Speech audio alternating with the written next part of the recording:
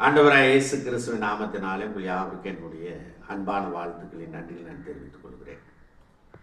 கர்த்தருடைய தூதனானவர் அவளை வனாந்தரத்தில் சூருக்கு போகிற வழியருகே இருக்கிற நீரூற்றண்டையில் கண்டு, சாராயின் அடிமை பெண்ணாகிய ஆகாரே, எங்கே இருந்து வருகிறாய், எங்கே போகிறாய் என்று கேட்டார்.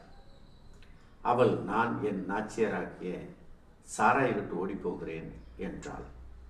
அப்பொழுது கர்த்தருடைய தூதனானவர், நீ உன் நாச்சியார் அண்டைக்கு திரும்பி போய் அவள் கையின் கீழ் அடங்கியிரு என்றார். பின்னும் கர்த்தருடைய தூதனானவர் அவளை நோக்கி, உன் சந்ததியை நான் பெருக பண்ணுவேன், அது பெருகி எண்ணி முடியாததாய் இருக்கும் என்றார் என்று நாம் வாசிக்கிறோம்.